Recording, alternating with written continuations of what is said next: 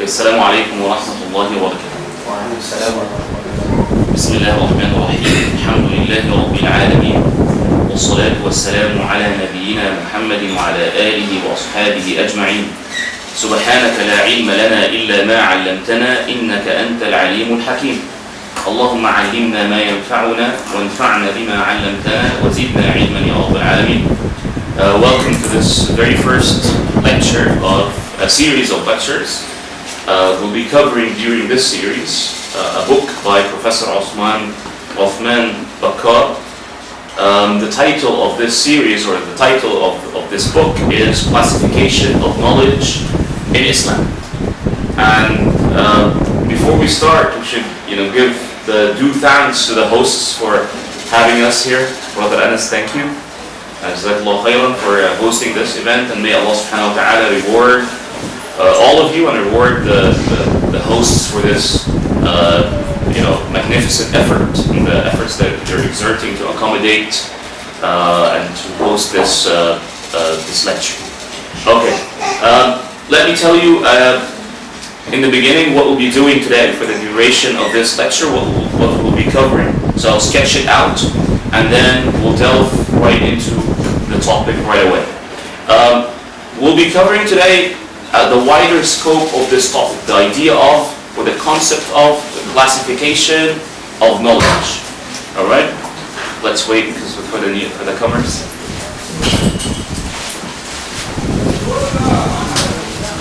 Okay? So what we'll be doing is, we'll be covering the topic itself, talking about the topic of classification of knowledge from a wider perspective than the author's perspective. Okay? Basically, he covered this idea from the works of 3 Muslim scholars. All right, but we will talk about it in an abstract vision or idea, and then in the coming lectures, inshallah, we'll be covering the topics or the specific topics that the author chose to illustrate this idea or this theme of classification of knowledge in Islam. Alright, so this is the main goal, or the first goal that will be, the first aim or objective that we're trying to reach out of this, or out of tonight's lecture. Talk about the classification of knowledge in Islam. And what we'll be doing is we'll be dissecting this title. Alright, we'll be talking about what do we mean by classification, what do we mean by knowledge that we're attributing classification to, and what do we mean by in Islam. What does that mean in Islam? Because this is a little bit, it can be ambiguous to some of us. Okay? And then the second objective is to cover the book itself. Basically talk about what is the author trying to do throughout this book. The main parts, it's kind of an introduction to the literary work that we cover. Okay? So the 2 aims. One is about the topic, the other is about the book. This is for the duration of tonight's lecture, inshallah. And then the coming lectures, as I said, we'll be talking about the specific topics of the book itself. Alright? The topic of classification of knowledge in Islam. Let's dissect this. We have 3 main parts, as I said. Classification, and then knowledge, and then in Islam. We need to talk about each one of them. Okay? The word classification, when you hear this word, what comes to your mind is categories, for example, order, organization, right? You also, it comes in your mind the idea of relationships between things, right? Some things are more important than others. So basically, classification is you're putting things in order, in clusters, in groups, in categories. All of these things we can call it as classifications. But there are some indications in the word classifications that there is kind of favoring between the ordering of things, or between these groups. See, when I say grouping of things, there's no indication that some of these groups are more important than others. When I say groups of students, meaning what? Meaning I have more than one group. Alright? Multiple students, and multiple students represented in one group, and then another group, and then a third group, and so forth. But there is no indication in the word grouping that there is importance or any kind of nobility that is adhered or attributed to one group over the other. Okay, there's no favoring in the word grouping. When I say order, I get the idea of that there is some kind of a sequence. All right. So if we say ordering of knowledge, we kind of get the understanding that there is some kind of a sequence or steps or a sequential grouping. Okay. So I say this is number 1, this is number 2, this is number 3. And this sequential ordering sometimes is because of nobility of the topic, sometimes because of the utility, meaning this comes number 1 because it is used to achieve number 2, and then 2 is used to achieve number 3. So this idea of ordering, all that I understand is that there is kind of a sequence in the group. So we move from grouping, which is mere categorization, putting things in bundles, clusters, and then we move to the idea of ordering, which is there is a relationship between these groups, and this type of relationship is the relationship of sequence. Okay, and then we move to another word, which is categorization, and a category is a group of things that have a commonality. There is some kind of a common relationship between them. They are not grouped because they like each other, but actually they're grouped because they are alike.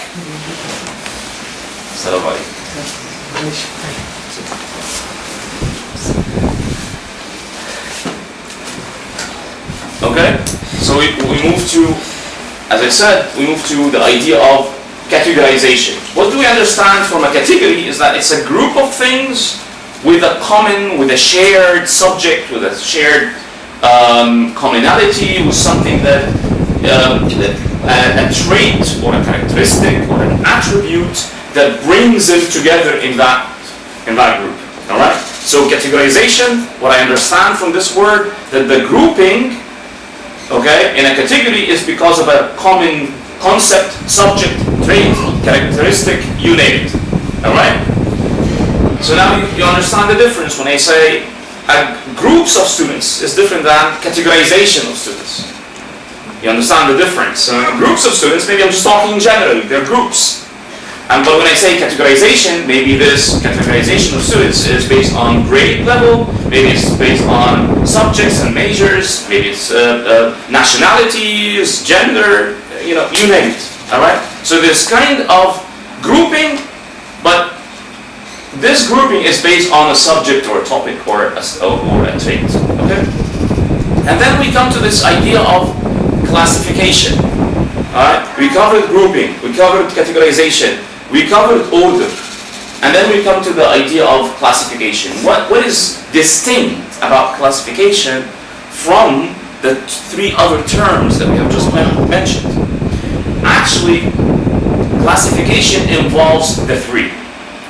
So classification is a way to group things. And it involves some kind of order, and it involves categorization as well. You understand? So a classification is grouping plus categorization plus order. You understand? So every classification involves the 3, but not every one of the 3 involves classification. You understand? So the classification involves these 3 components. We have a group of things which we will divide them, organize them according to categories, according to subjects and topics, and then we will examine the order, the sequence between these subjects, these categories. All right? Should I say that again? Classification involves the grouping of things based on categories or categories, and these categories or categories have some kind of sequence between them. All right? One comes before the other. Okay? For different reasons. Sometimes we do the sequence because of nobility, for example. Something is more noble than the other. Sometimes we do it because of utility. Something is used as a tool to achieve something else. Okay? Sometimes we order according to existence. Something exists before the other, for example. Okay? These are different ways to do the ordering between these categories. Okay? In our classification. This is classification in general. If we're classifying knowledge or classifying students or we classifying data, for example, information, if we're categorizing businesses or classifying businesses, for example, whatever, you name it, okay? Any sort of a classification process should involve these sort of things, okay? Let's move to the second component of the title of the book and the series that we're covering.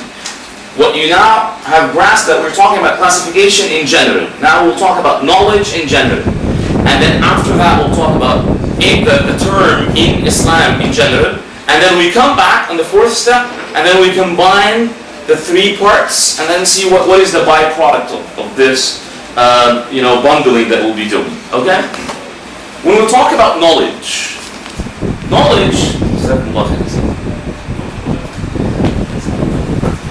has it refers to different realities, okay? And Avicenna or Ibn Sina has mentioned briefly in his book Al-Isharat wa Tanbihat, okay? Remarks and admonitions. And this, by the way, his book has been translated into English, this book. In his book Al-Isharat wa Tanbihat, which is considered to be one of the major works of Ibn Sina. Actually, some modern and even traditional scholars used to believe that Al-Isharat wa Tanbihat is on a higher regard than Ash-Shifa, for example, because Ibn Sina has more than one philosophical works. So he has Ash-Shifa, which is an encyclopedia. Okay, and then he has Al-Isharat.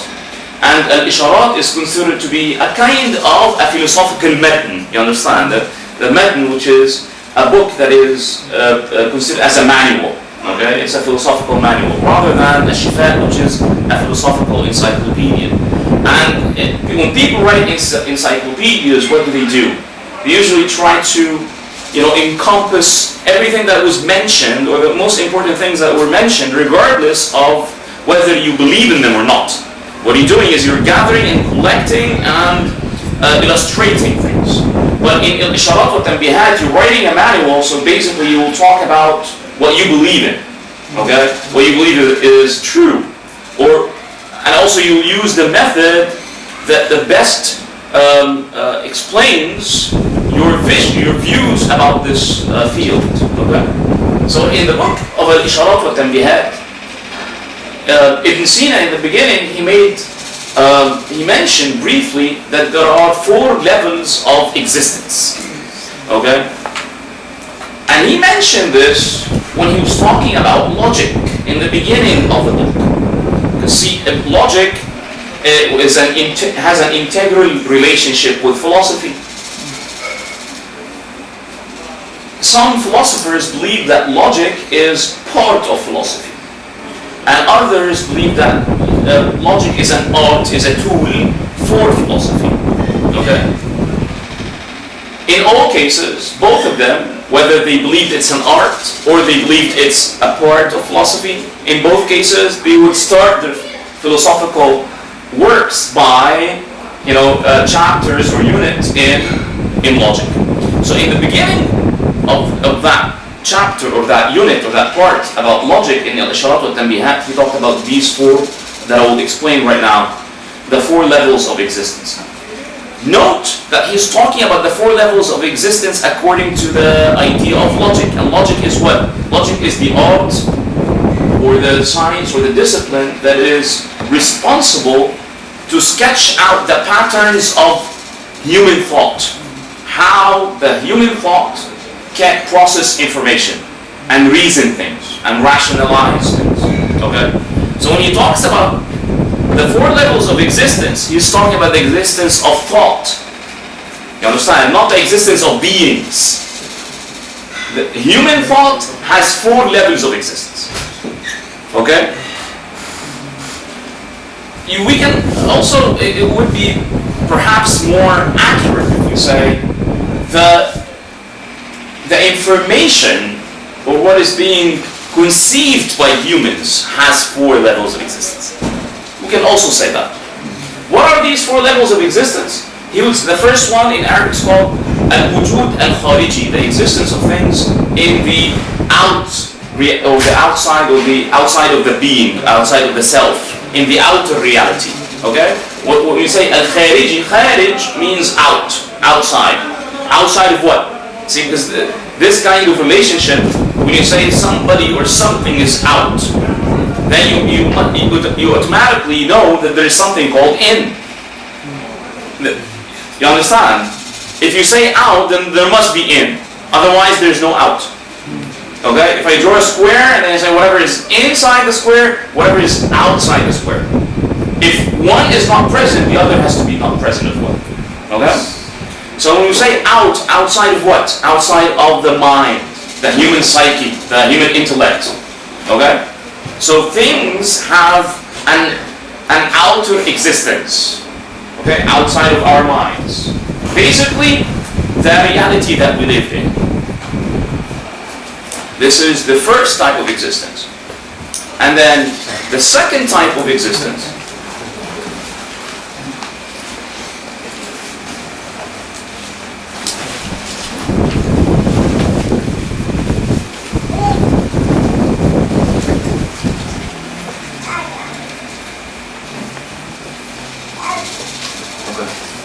You're fine?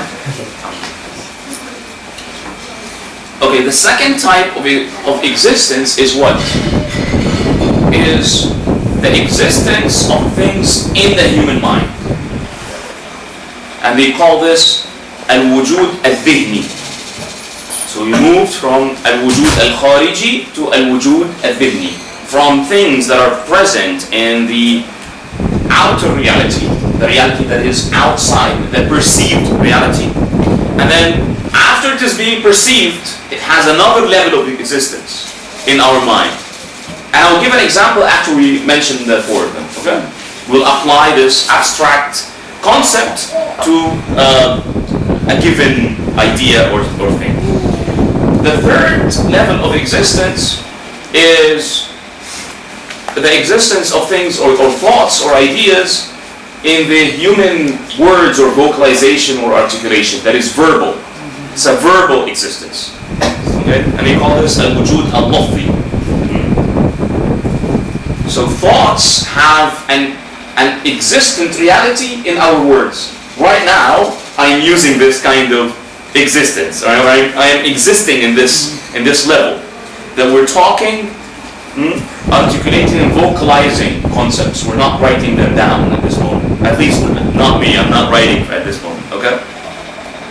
And then the 4th is the written existence of the thoughts are existent on a written level, on in scriptures, okay? Okay.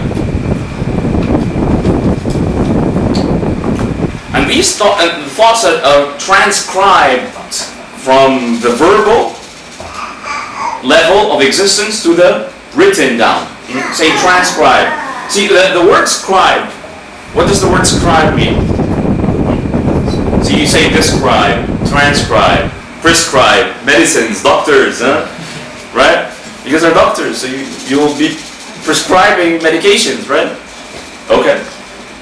So, the word scribe, what does it mean? To write, basically, yes. If you examine any kind of etymological dictionary, you find the word scribe would mean, it comes from a Latin scribere, a Latin root, which basically means to write. And then when you add things to it, see, when you say the word describe, what do we do when we describe? When you describe something, what do you do? Explain. Okay. What does the prefix D stands for? When you construct and then destruct. Deconstruct. Destruct is different than deconstruct. Destruct is you demolish something. Okay? But there is construction and deconstruction. what does the word as prefix D stands for? DE. You bring something down, right? You basically break it into parts, right? So you analyze. When you describe, it requires analysis. So you bring things down. We'll come back to this thought, but keep it in mind. Because see, when you describe, sometimes you describe in your mind, right? Yet the word scribe means what? Writing. So now we can say at some point that the word scribe is to write or to kind of exist, an existent thought. Whether it exists in your writing or you exists in your verbalization, or it exists at some level in your mind as well. Understand? Okay, so these are the four levels that we mentioned. Al-wujud al-khariji, the existence of things in the outer reality, and then al-wujud al-dhihni, the perceiving these things in your mind, and then verbalizing what you have conceived and perceived, and then the fourth level is writing these things down. These are the four levels of thought. These four levels of thought are considered at some point also the four levels of knowledge. Okay? Before we explain this, let's give an idea. Okay, this is the book that we're talking about. Okay, let's use the book as an example, but not the book meaning the title. I mean, what I mean by the book here, just basically the cover and the pages. Okay, regardless of what it discusses. Okay, just put the topic of the book aside. It's just a book, a cover and printed pages. Okay. Now this entity, this object, has an existence in the outer reality. Okay? The physical reality of this book is not in my mind. As it is physical. You understand? But I perceive it. I see it with my two eyes. Okay? So this image of the physical reality has a kind of existence in my mind. Okay? The texture has a certain meaning in my mind as well. Okay? Fine. And then I talk to you about the book. Say, I have a book in my hand. So this is the third level of existence. Okay? There is a book on this table. And then the fourth level is to write this down. Okay, tonight on Friday's lecture, there is a book that is on the table. The idea of gravity. See, this had the same thing. People noticed, perceived at some level that there is kind of a force that brings things down. They thought about it. Starts as something physical, and then they move to the next level. They start thinking about what they see, about what they perceive by the senses. Okay, listening, hearing, touching, smelling, okay, tasting. So they start thinking about it, and then after they start thinking about it, they talk to each other. Okay, and or at least maybe talk to themselves. You find scientists sometimes they talk to themselves. They vocalize ideas. And then the fourth level is, you would find then people doing what? Writing things down. You understand? So Newton did not write about gravity and then all of a sudden, oh, there's something called gravity. No.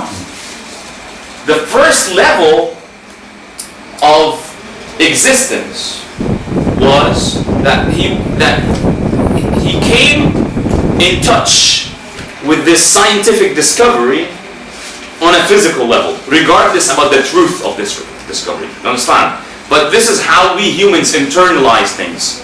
The first thing that he noticed something by his senses that called him to do what? To think about it. And then when he's from thinking about it, he started vocalizing these thoughts, and then after they were vocalized, they were written. Understand? Okay. What is the relationship of what we have just said with knowledge? See, when we say knowledge, sometimes we mean sciences, disciplines. Okay, we talk about economics, we talk about medicine, and we talk about commerce or business, and then we talk about lugha, right? You study language. These are what? When you say a science or a discipline. A discipline, the very first level of existence of economics was something physical. You understand? There's a physical reality of economics. Same thing in medicine. There's a physical reality, okay, that resembles medicine. And then people start doing what? Translating or transferring this to their minds, thinking about it, vocalizing these things, and then writing them down. Okay? This is one way to look at knowledge. These are the 4 levels. The sciences or disciplines, at which level do they exist? Medicine, as a science, not as a practice. Note. Economics, as a science, if it is a science. Right? I'm just joking. Because I know this is a debated issue, by the way. But wait a second. When they debate if economics is science or not, they're not debating if it's a discipline or not. But what they mean is a science meaning it falls under the assumptions of empirical science. Okay? But it is an existent discipline, of course. There's no doubt. So when you talk about disciplines, at which level of these levels of thought do they exist? Which level? What do you think? Huh? It depends. Okay? But as a science, medicine as a science, economics as a science or a discipline, language as a discipline, where does it exist? The first level. Who else? You agree? First level. Second level. Okay. What else? What do you think? The second. The ladies, if you want to share something. Okay. It's the 4th level. Knowledge as a science, as a discipline, is found in the 4th level. See, unless we write books about economics and medicine, you don't study medicine, frankly. You don't study it. Perhaps you take it by apprenticeship. Apprenticeship, like having a mentor. For example, you go to learn carpentry. You want to be a carpenter. How do you learn carpentry? You won't open a book.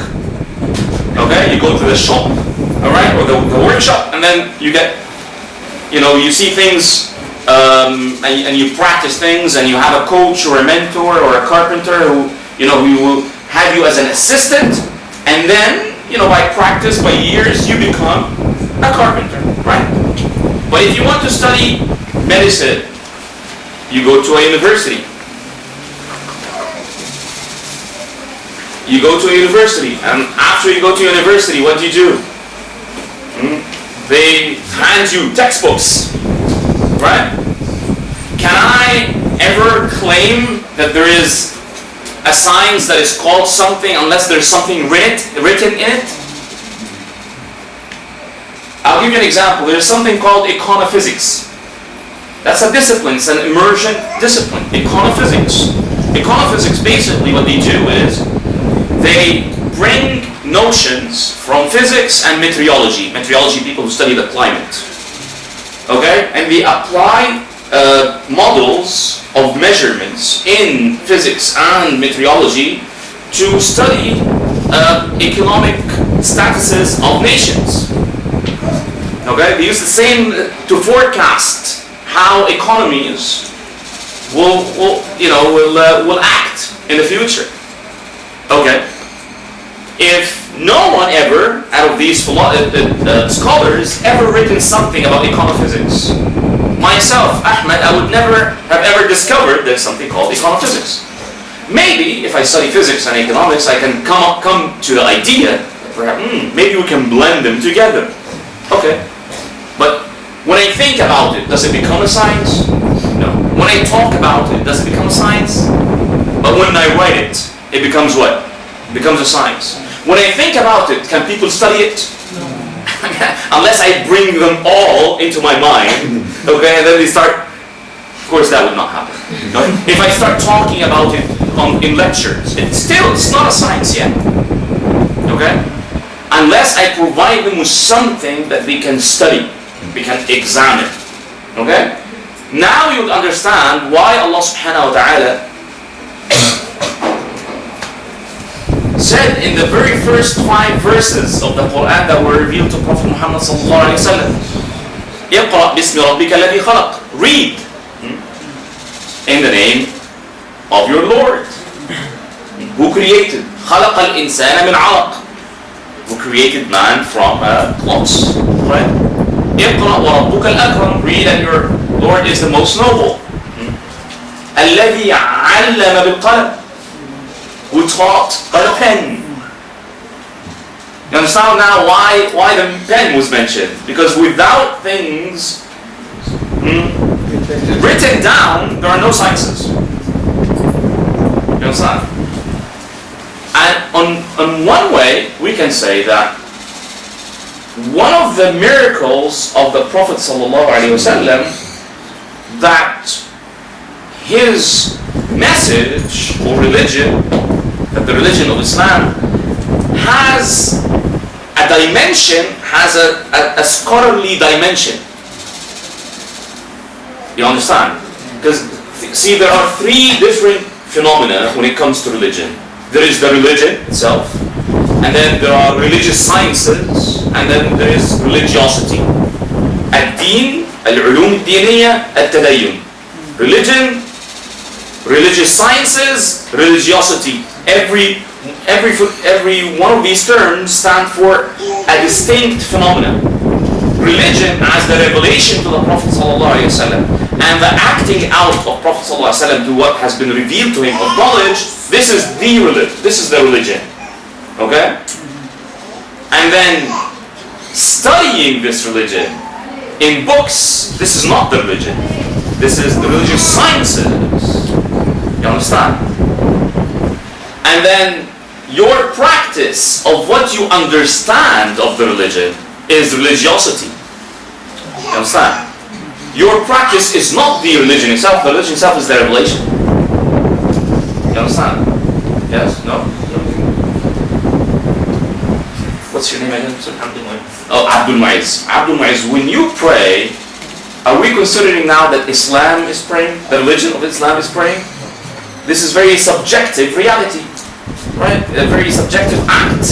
Meaning the subject, the agent, the person of Abdul Mu'izz, as a person, as an individual, is acting out the practice of prayer, which is a worship in Islam. Right?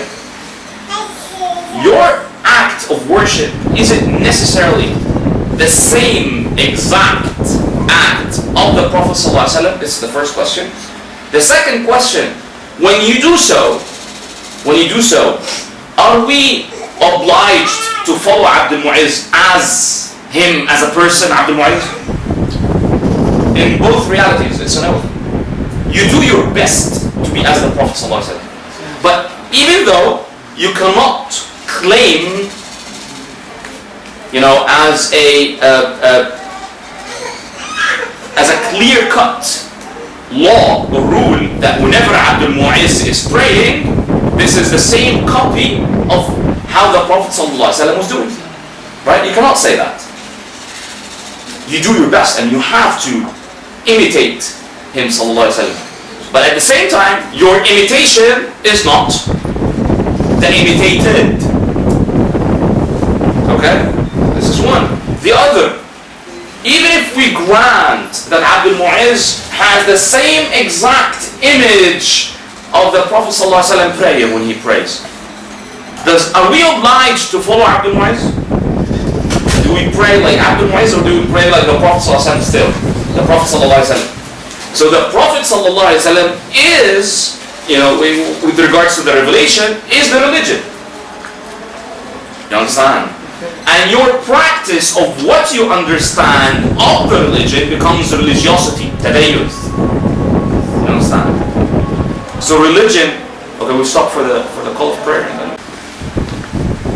Okay, so before we were talking before the call of prayer, we stopped at the idea of there are three distinct phenomena in the human existence in this world. There is especially when we look at the Muslim reality, that there is the religion of Islam, there is the religious sciences that serve this religion, and there is the practice of Muslims. Okay? Note something, that the practice of Muslims is not always reflecting the reality of the message or the reality of the sciences either. You understand? So everything has a different, all these phenomena, they have relationships, but at the same time they're distinct. Okay? Very well. Yes. الدين هذا يعتبر كأنه حجة يعني ما يساوي الحجة عند الأصوليين والمصادر. Okay, very well. Yes, the religion would be what is called in the science of usul fiqh is what is called ad-dalil. The religious science provides what is called ad-dilala, meaning what is being understood from the text. The religion is the text. The tools to understand the text, and the results of the application of this tool is what is called the religious sciences. You understand? Okay. And you find some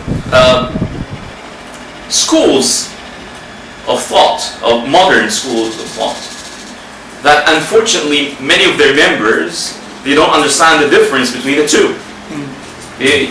When they find you, for example, praying according to the Shafi'i madhab, they will come and tell you, you're not following the dalil. You're not following the religion. You're not following the text. And you go like, I am following the text, but from the understanding of Shafi'i. You understand? They don't understand the difference. Because when they tell you at dalil, when they quote the text, you start arguing about what can be inferred, what can be understood from the text. So in both cases, both of you will apply what is being understood, not the text itself. You understand? And we also were talking about before the adhan, before the call of prayer, we're talking about how Allah subhanahu wa ta'ala has said in the Quran, in the very first verses that were revealed to Prophet Muhammad sallallahu alayhi wa sallam, الَّذِي عَلَّمَ بِالْقَلَمِ. Allah subhanahu wa ta'ala has taught by the pen. And then we connected this to what we were talking about of the written sciences. And we can say that one of the miracles of the Prophet ﷺ, of the religion of Islam, that this religion has a phenomena of religious sciences. And we can kind of infer that it was forecasted. It's a kind of a prophecy when Allah subhanahu wa ta'ala says, الَّذِي عَلَّمَ بِالْقَلَمِ. That when you find religious sciences in Islam, we have sciences that study the language of the religion. And this is also another miracle, that this religion has a language. You understand? This is not being biased to one language over the other, but this is something actually in favor of the religion itself. Because the miracle of this religion was in a text, that is the Quran. You understand? So if we say that the miracle of the Prophet ﷺ is the Quran is what? Words. You understand? So then this religion would automatically has a language, which is Arabic. Languages have sciences that study this language. Okay? And then out of this Arabic reality, that it's a language that has sciences that study different branches of this language, that you apply these branches to the words. And then out of that, you come up with different sciences that study the Quran. You study the Quran according to the narrations, al-qira'at. And you study the Quran according to the tafsir, the meanings. And then you study the Quran according to the ayatul ahkam, the verses of the rulings and judgments. And then you study the Quran according to the narrated stories that are told in the Quran. And then you connect ayatul ahkam, the verses about the rulings and jurisprudence, you connect those with the ahadith, the narrations of the Prophet ﷺ that are related to ayatul ahkam and so forth. And then you find different religious sciences and different groupings or classifications of religious sciences in Islam in a way that is not only that we study the book as in other religions, for example. They only study the book. You understand? Theological studies that study their scripture. But actually you have studies on the language of the scripture and the judgments of the scripture and the histories of the scripture and the application of the scripture, which is the narrations of the Prophet ﷺ. And then the narration has also the sciences of hadith would emerge. And so forth. And it iterates from that point. You understand? Okay, so now we understand when we say knowledge, there are different realities, and the reality or a different existence, the levels of existence of knowledge, and sciences or disciplines, they exist in the fourth level, which is the written down. Note something, that before sciences are written, we cannot classify them. Why? Because you would go classifying vocalized words. You cannot do that. It's not recorded. Okay? Back then, or even now, I mean, now people would not go through YouTube, scanning and browsing all sorts of lectures, and then, trying to group them in a certain way. It's not, it's possible, but it's very far-fetched. Okay? So unless you write the knowledge down, you cannot incorporate it into your classification process of knowledge. This is one thing. The other is that even though the written knowledge has such a high regard, yet it has a pitfall. It has something that we have to be aware of. That it is a written articulation of what's in the mind. You understand? It's a written articulation of what's in the mind. And when you write things down, when you jot things down, what happens? Spelling mistakes. Right? Bad examples. A bad word choice. Right? Or, I wrote this and I meant this, not that.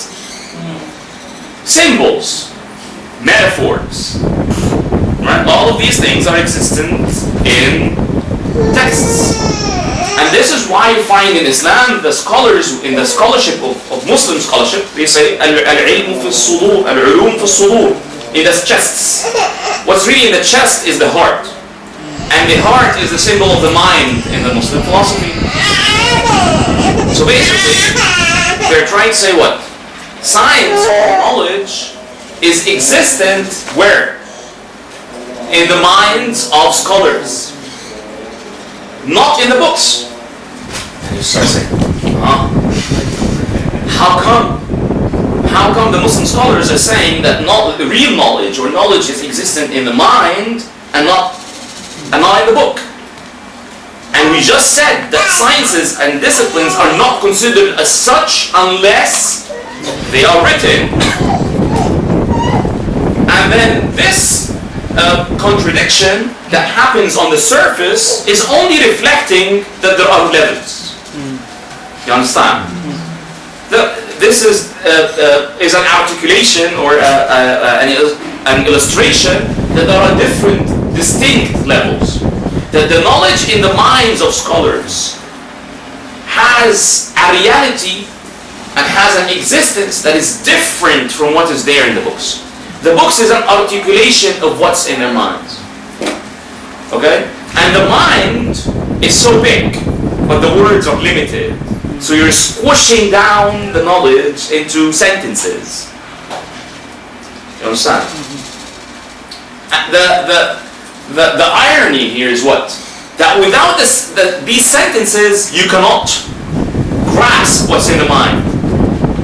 You understand? But the challenge is what? That you cannot do so directly. You always need the assistance of demise. Meaning, you always have to have a teacher with the book. You understand?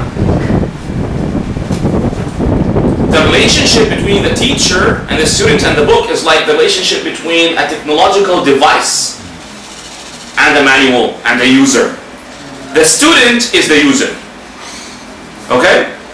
The device is the book. The manual is the teacher. You get the point? If a user is not familiar with a certain device and uses it without the manual, what happens? Malfunctions. Okay? If you use the book without the intellect that guides you through the book, you fall down into certain misunderstandings. Okay? Coming back to this title, you said now classification, we understand it, of knowledge, and now we understand that we're talking about classification of sciences and disciplines. Okay? And then we come to the word that is, or the term, or the phrase in Islam. Now you can call back the analysis that we have done when we said religion, religious sciences, and religiosity. By the way, we can add another fourth phenomena, which is religious history. Kind of. So when we say classification of knowledge in Islam, do we mean in Islam meaning the religion? No, it's like this classification, the source of it is not the words of Prophet Muhammad sallallahu alaihi wasallam, for example. You understand? We can say that classification of knowledge in Islam, can we say Islam meaning the practice of Muslims? The practice of Muslims in the daily life? No. What we can say is the classification of knowledge in the scholarship of Islam. And scholarship of Islam appears in what? Religious sciences. And efforts of Muslims. So this is what we mean in Islam. Okay? In the human aspect of this phenomenon, of the religion. You understand? It's not the revelation, it's the efforts of people who followed this revelation and believed in what is revealed. You understand? Now this whole holistic vision, now what we have been doing now is analysis. We took every part and we explain it by itself. Correct? Now let's take the whole phrase, which is classification of knowledge in Islam. Classification of knowledge in Islam, now this is a concept, a theme, or you can say actually it's a tool that Muslim philosophers and Muslim scholars consider to be one of the foremost, or one of the imperative concepts in scholarship, which is to group, order, and categorize, or group, categorize, and order sciences and disciplines. They consider this to be one of the most important aspects of scholarship ever. Okay? The Muslim scientists are very concerned with this idea, or scholars are very concerned about this idea. How do we group knowledge or classify knowledge? And this idea of classification emerged as a reality in the textbooks and in the scholarship of Islam with the help of philosophers. Okay? Because when the philosophical tradition started in the Muslim Ummah, in the Muslim nation, especially with Al-Farabi, and Al-Farabi, he is the first, the works of Al-Farabi in the classification of science is the first part of this book that we're covering, the classification of knowledge in Islam. The part 1 is examining the works of Al-Farabi in this regard. And Al-Farabi is considered to be the second teacher in philosophy, and the first teacher in philosophy is Aristotle. Okay, when philosophers, when they say the first teacher, they mean what? They mean Aristotle. Like, it's very similar to Muslim jurists. When they say Al-Imam al-A'zam, they say Abu Hanifa al-Nu'man. He's the first one and the greatest one, because he's the first one that appeared. as a founder of a school of thought in jurisprudence. So usually, see, let's consider this event. Al-Imam al-A'zam, or the greatest scholar, is Abu Hanifa, and he's the first one that. And Aristotle is considered the first teacher. Yet Aristotle had a teacher, Plato. And Plato had a teacher, Socrates. So why did they consider Aristotle to be the first teacher, not the first two, not the two before him, or any other Greek philosophers?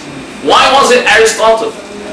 Because he took philosophy from being in the mind of Socrates and in the dialogues between Socrates and Plato, and in the manuals that used to be written by the students of Plato. He took that and wrote the organon. He wrote an organized book with an introduction, chapters that are related and classified, organized, that has order between them, logic in the beginning, metaphysics in the end. Every chapter has a beginning and an end. Okay? This idea of introduction and conclusion, and chapters in between that are linked in a sequential form. The first one to do that in philosophy was Aristotle, so he automatically became what? The first teacher. Yet, on the first teacher on the level of what? Written existence of philosophy. You understand? Otherwise, he's not the first teacher. Imam Abu Hanifa is considered to be Al-Imam al-A'zam because he has the oldest school of thought. But that doesn't mean that fiqh, the religious jurisprudence or Muslim jurisprudence, was not existent before Imam Abu Hanifa. It was existent between the Sahaba, the companions of the Prophet ﷺ, at-Tabi'een, those who follow them and those who learn from them, and so forth. I mean, Abu Hanifa would not have ever established a school of thought unless he had teachers. Aristotle would not have written in philosophy unless he had teachers as well. So usually the founder of the science is not the person who came up with the idea of the science, but rather it is the person who wrote it down. He becomes what is called in Arabic al-wadi'. Wadi' means to put down, meaning put it down on paper. Al-wadi' means he put it down, he established it. Where? In books.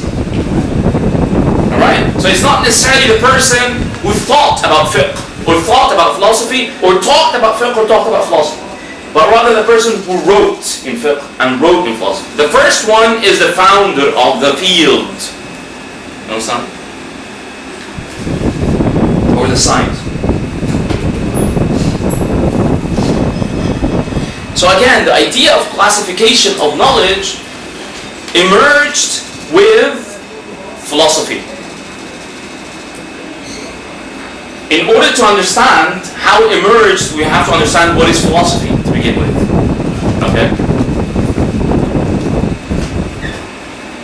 See, philosophy back in the day,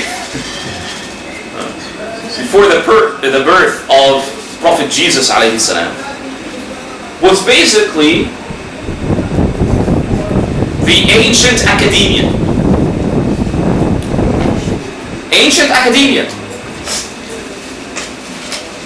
It's either you're a person of governance, you're a government clerk, you're part of the army, you're a ruler of a certain state in the empire. This is one. Or you're a person who carries out a craft, or you're involved with agriculture and crops, or you're a craftsman at some level. This is another choice back in the day to work. So either in government, or you have a craft or something that you do with your hands, or you study. If you study, there's philosophy, nothing else. You understand? So the reality, or the academia that was present in the ancient world was philosophy. It was only later that crafts developed a disciplinary reality. You understand? medicine, for example, and even back then they wrote about medicine, but maybe medicine was one of the very few practices that developed a scientific reality. But for example, now we can turn carpentry into a science or a discipline if we want. We turn culinary and cooking into a major that people study. People turn fashion into a major, right? People go to university to study fashion. Adnan would know that, right?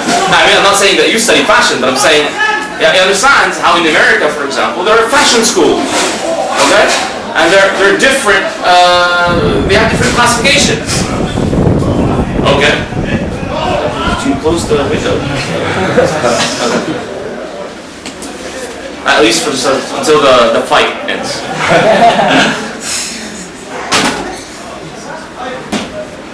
Okay.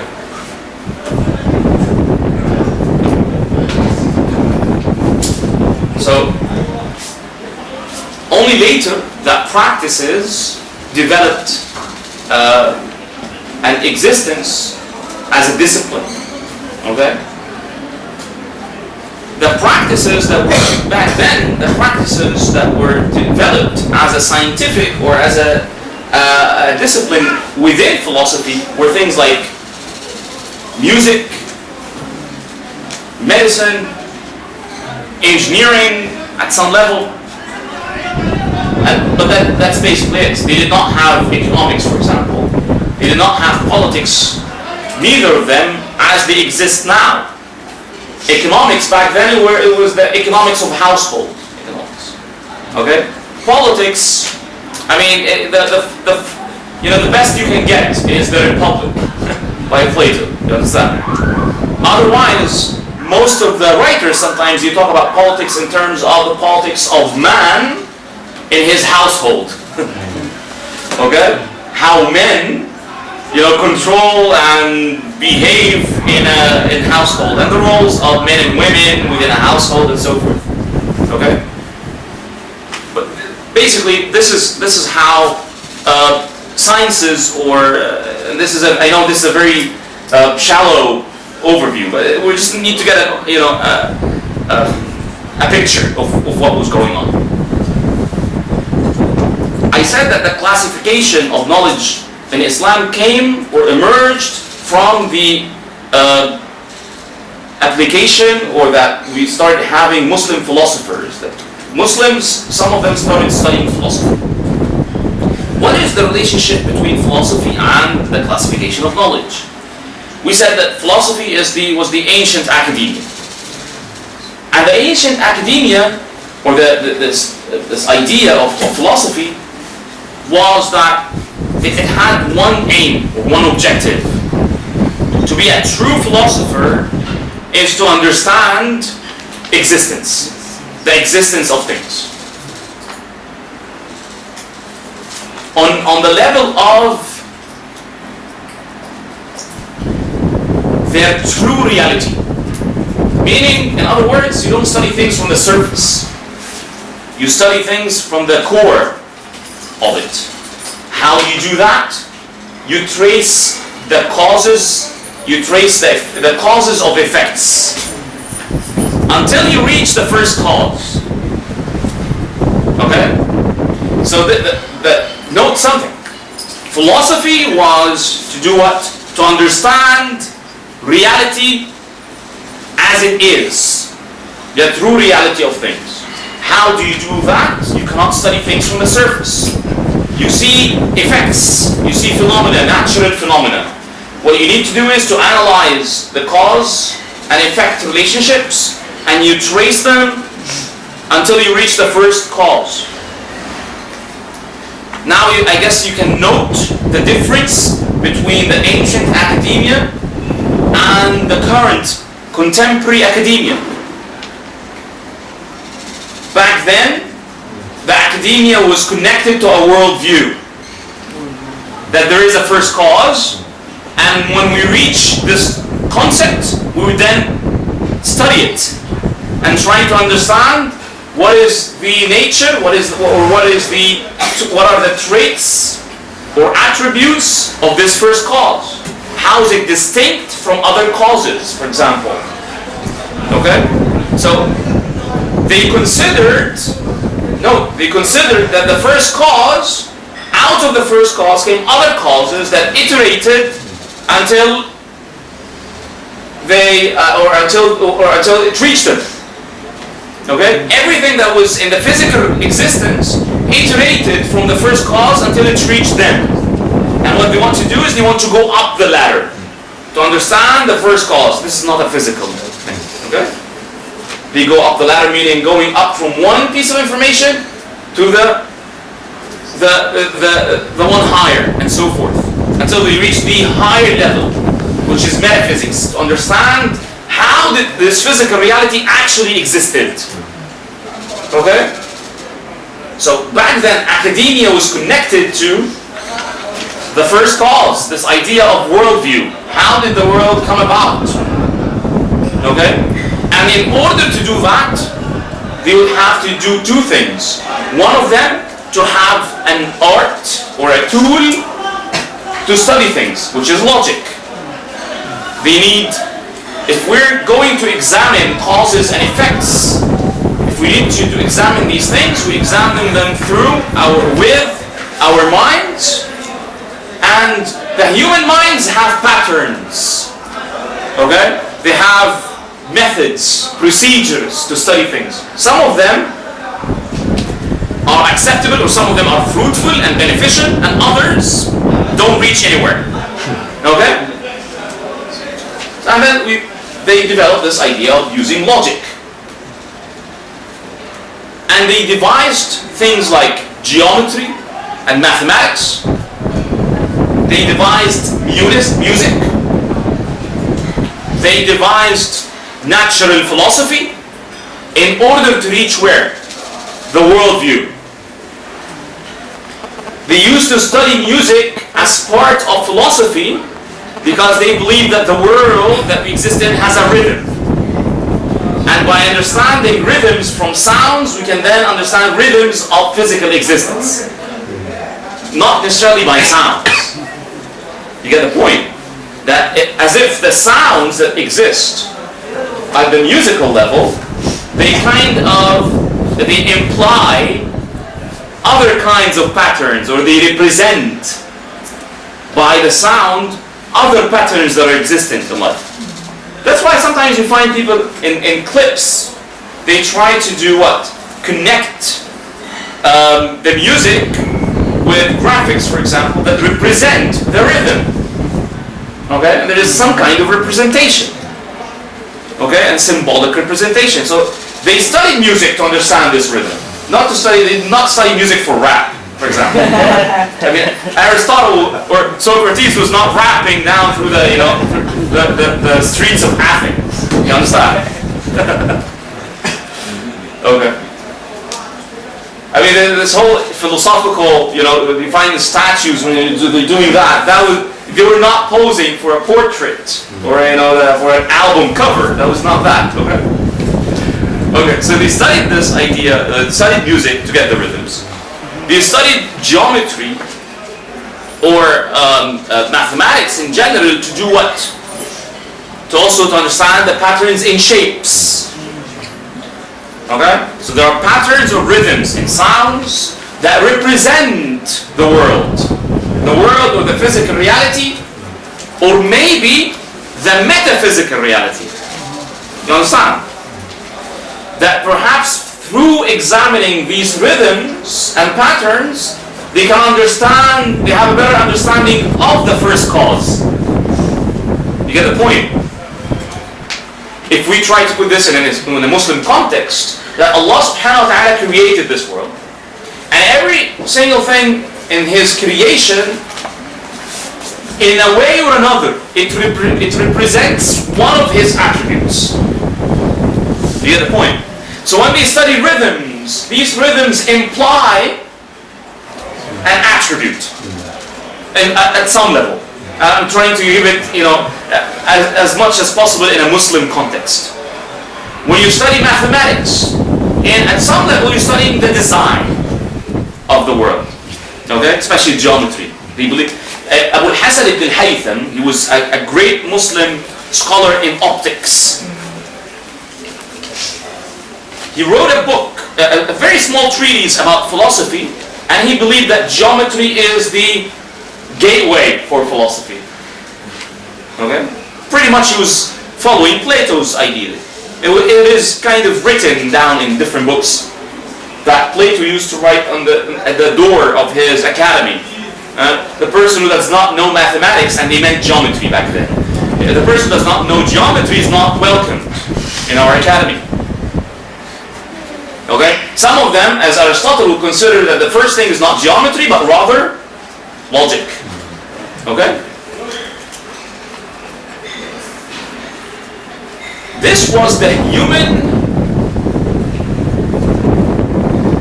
keenness. This is the human pursuit of understanding the metaphysical existence. Okay? They used science, academia, studying, learning, to do what? To reach a correct and a true understanding of the world that they exist in and how it came about. Okay? See, when we say the first cause and then other causes that iterated, there is a classification. Right?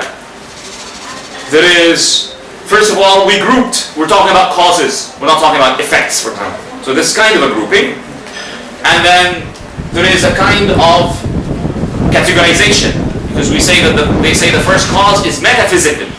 The other causes, many of them or most of them are physical causes.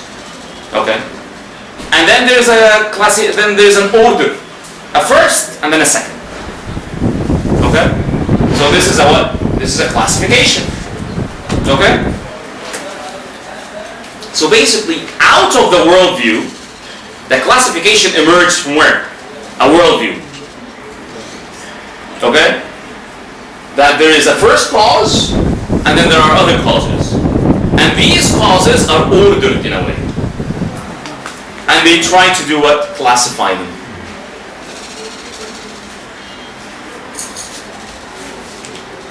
In other words, they're not classifying the causes themselves. They're classifying the written articulation of what they thought about and what they processed with their minds when they were studying the causes. You get the point? Again, right? They were studying the causes up to reach where? The first cause. They came in touch with this idea of classification then. While they studying this chain, what did they do? They start writing down, jotting down, and scribing this process of study. Every time they study a level of causes, they would write it down. They move up to the next level, they would write it down. The higher level, they would write it down. Up until they reach the first cause, they write it down. They wrote what is called metaphysics. Meta means beyond physics, so it's not a physical existence. Every time they study a level of the causes that are existent in this world, in our world, or existing to them, or present to their minds, they would write them down. When they finished, they looked. Oh, we have a classification of sciences. Moving from the causes, the very lower causes, to the very higher causes. Okay?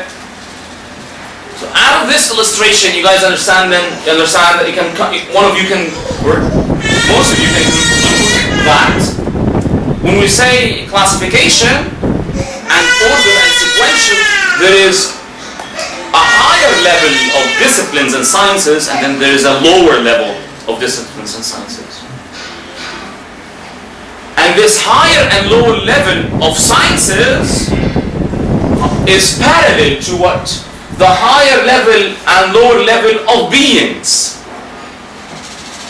Because the metaphysics, you're trying to learn and study about what? About the first cause, about God, about the Creator. And He is the higher, being, and then you come down to whatever you study organisms, for example. So these are lower causes. You get the point? So the classification of sciences also represent a classification of beings. And then when you look at the beings, the existence of God or the Creator is different than the existence of the other causes, because He exists not with a physical reality, but the other causes exist with a physical reality. And there are beings that have both types of realities, meaning an abstract reality and a physical reality, like the human soul. For example, the human existence, we are a body and a soul, right? The soul is abstract. It's not physical. Allah subhanahu wa ta'ala is also not physical. But there is a difference between the soul, of course, and the God, and the Creator. What is the difference? The Creator is not bound by time. Okay? But the soul is something what is called is hadith, is contingent. There was some point where the human soul was not created. هل أتى على الإنسان حين من الدهر لم يكن شيئا مذكورا. At some time that the human was not existent. Okay? So the soul on one hand is abstract, but on the other hand it is created. So it's a created abstraction. You understand?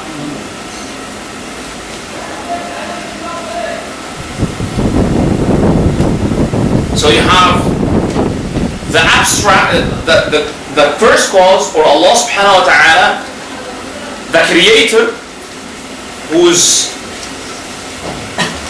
existence is abstract, meaning it's not a physical existence. This is what I mean, this is my usage of the word abstract in this context. And then you have the soul, which is created, and it is abstract, yet it molds with a physical existence, which is the human body, for example. Okay? And then there are the physical creations that does not have an abstract aspect in them or with them. Okay? Other animals than humans, or other organisms like bacteria, for example. Okay? So now we have a classification of existence. You understand? Because we say a physical existence and abstract existence. Existence that is not bound by time, qadim, and existence that is bound by time, hadith. So this is an ontological classification of beings. Okay?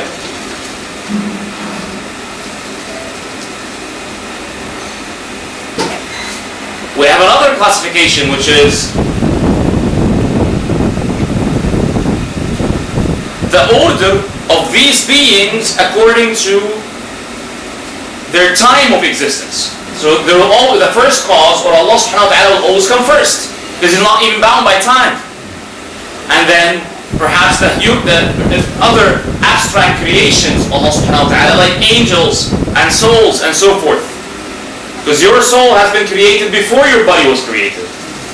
And only when you're in the womb of your mother where the angels would come with that soul. Okay? That was already been created and already existent, but not in a physical realm that you're in. Okay? So now you can see parallel paths or parallel realities. Classification of beings, classification of realities, or also classification of sciences and disciplines that are parallel to these. Okay? What's wrong? Okay, you like it? Okay.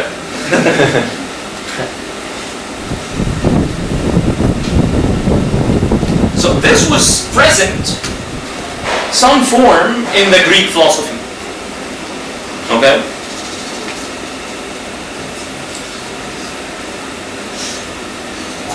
But this pursuit, we cannot claim for sure whether it was inspired by a heavenly revelation or not.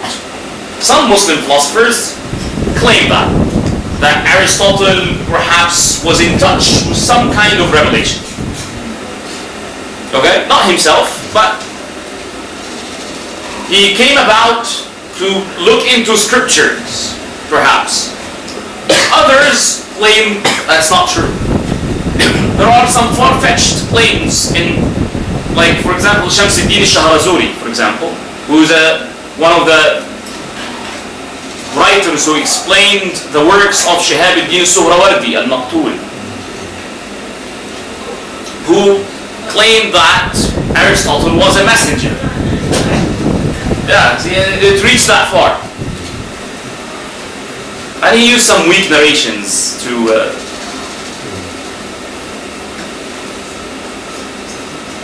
support his claim.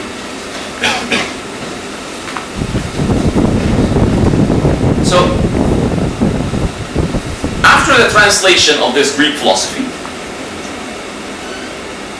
Muslim scholars became in touch with this idea, and then there became the,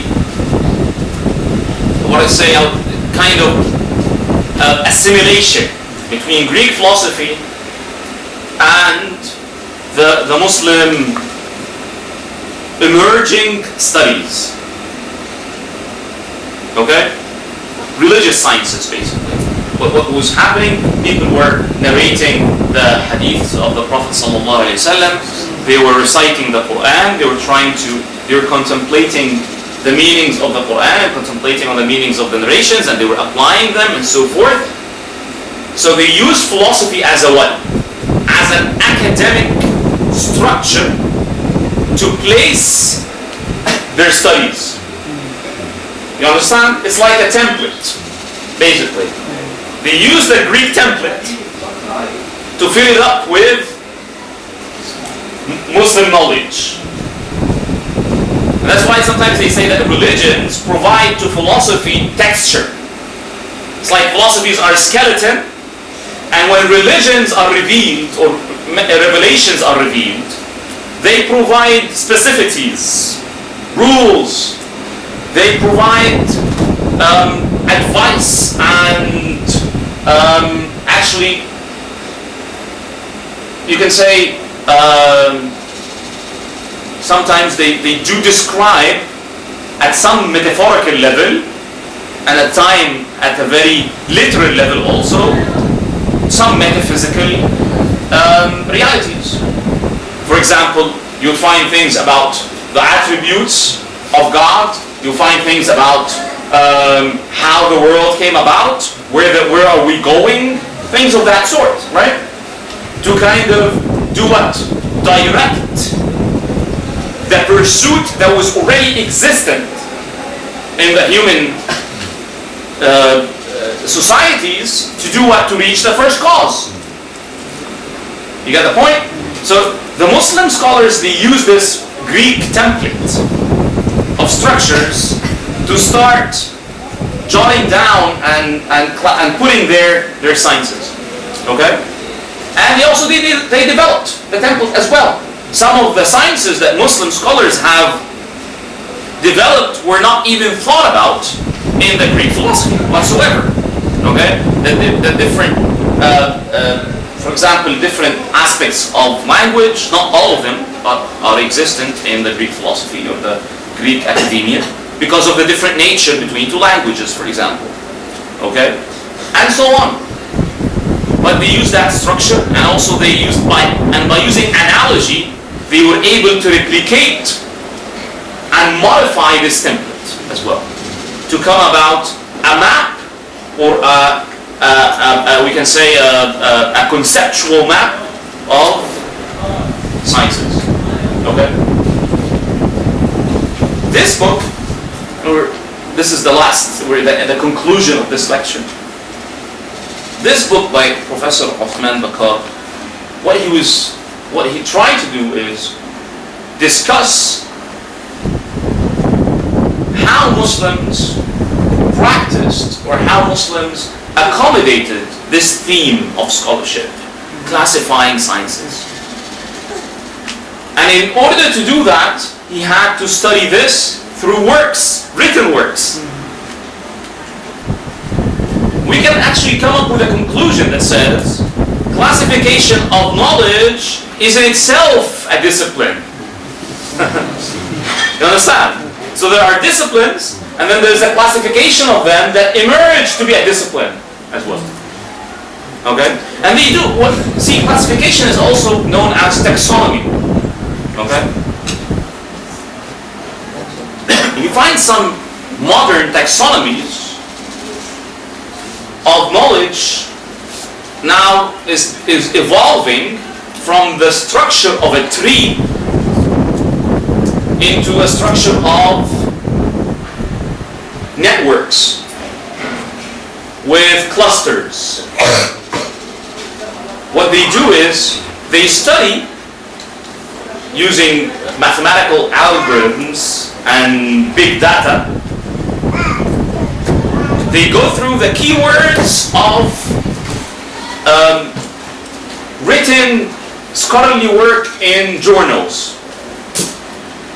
And you would start finding that some keywords are more recurrent and more repetitive than others.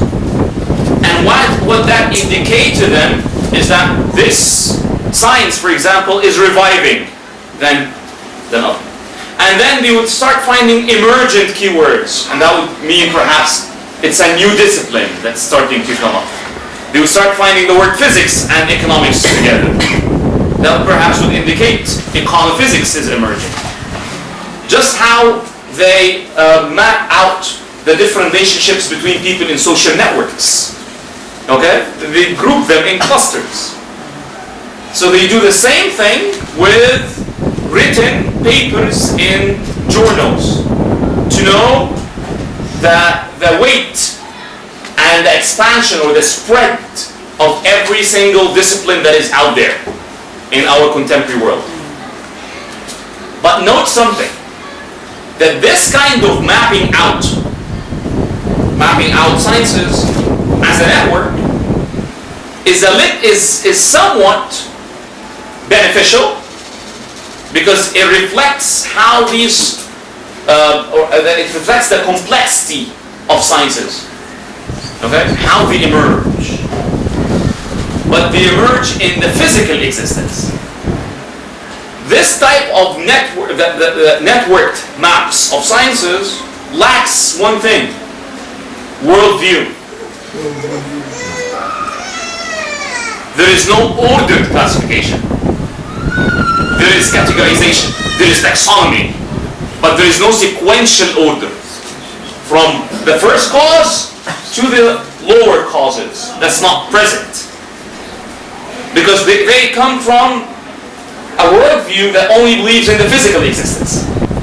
So they provide how things emerge on a level of with a type of complexity in a physical level. That's what they believe in. So that was reflected in their maps. In other words, our worldview is reflected in how we map out sciences and how we believe sciences are linked. Because we believe that sciences or these studies are part of the pursuit to reach the first cause. We're trying to reach the first cause by written sciences. Others are trying to reach the first cause by worship only, for example. Not worship and sciences. And so forth. So sciences become a way to reach the first cause. What Professor Osman has done, he selected 3 scholars. These 3 scholars represent 3 different schools and 3 different eras in the Muslim history. So he selected Al-Farabi, who is representing the philosophers, and he selected Al-Ghazali, who is representing both Al-Kalam, Ilm al-Kalam, this is the Muslim theology, and he is representing jurisprudence, and he's representing the official Sunni Sufism as well. Okay? See, Al-Ghazali is you know, what they call sometimes is a joker. Wherever you go, you know, you can look to him as a Sufi only. Okay, but now we want to move to fiqh. Okay, you can see him as a jurist. Now you want to move to theology. You can do that claim that if you want to move to philosophy, he will go with you. Would not say no. His works are very encompassing all of these realms. And then he selected a third person, the third scholar is Qutb-ud-Din al-Shirazi. Qutb-ud-Din al-Shirazi was a Sunni scholar, but at the same time he was, we can say that he was influenced by Shihab-ud-Din al-Suhrawardi. And Shihab-ud-Din al-Suhrawardi comes from a school which is Madrasa al-Ishraq, illumination. So he has a Sunni representative of that school, because that school involves other scholars who are not Sunnis. For example, Shia scholars like Mullah Sadra, for example, Sadruddin al-Shirazi. Okay? And there are other Shia scholars in that school, and there are other Sunni scholars as well. Yeah. Other than Qutb-ud-Din al-Shirazi, you have, for example, Jalaluddin al-Dawani, for example. Okay? So he selected a philosopher and then an official representative of the official sciences. Okay, the agreed upon sciences, so to speak. Okay, the accepted sciences. And then he had a representative of the school of illumination in Sufism and knowledge. Each one of them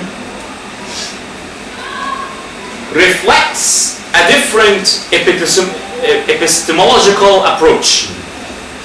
Okay, it comes from the word epistemology, which is the theory of knowledge. So Al-Farabi represents the epistemology of philosophy. Okay? And Al-Ghazali represents the epistemology of religious sciences. And Qutb-ud-Din al-Shirazi represents the epistemology of combining philosophy with Sufism. Okay? So we have the rational, the spiritual, and in the middle, Imam al-Ghazali is combining actually both with the revealed. Okay? One was a Farabi is depending on the human mind solely, okay, or primarily. And Imam al-Ghazali is depending on the revelation primarily and then served by the spiritual and the rational.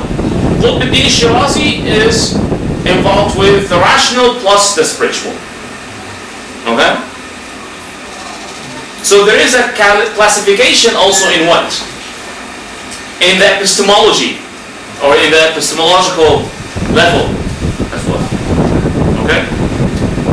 So I believe it was very smart of him to note these different epistemological schools. On the other hand, he also had a variation of errors, because that gives another historical dimension. Okay? There are other people, other scholars who were very much concerned with this topic. Actually, some of them wrote books in actually mentioning the specificities of these maps. You know, sometimes you find maps that only mention continents, and maps that have states and countries, and then maps that have cities, right? The more you zoom in, the more order and organization that you find. So you find in Miftah al-Sa'ada, for example, Tash Qubri-Zada. He wrote, also he has an extensive work in this. Sajaqili Zada has a book called Tartib al-Ulum. such also a very important work. Shaykh al-Islam Zakaria al-Ansari has also a very short treatise, Al-Lu'lu' al-Manzum. If I'm not deceived by my memory. Okay? So I mean, you had until, I would say, about 150 years ago, because 150 years ago, the traditional school in Islam was still at some level striving to exist. Okay? And they had, until then, they were still writing in this idea of classification. There is a notion that perhaps we can mention at the beginning of the coming lecture, inshallah, when we start talking about the Farabi. So the next lecture, inshallah, coming Friday, we'll be covering the first part with an introduction about how the Muslim scholars defined a discipline. What is a discipline exactly? Okay, we did not talk about this. We talked about disciplines as you guys know it in reality. When you say, as we said, economics, medicine, jurisprudence, okay? But we did not talk about it from a logical standpoint, for example. What makes a discipline? What is it necessary to call this group of written works a discipline? You understand? Because there is something more than only a written book.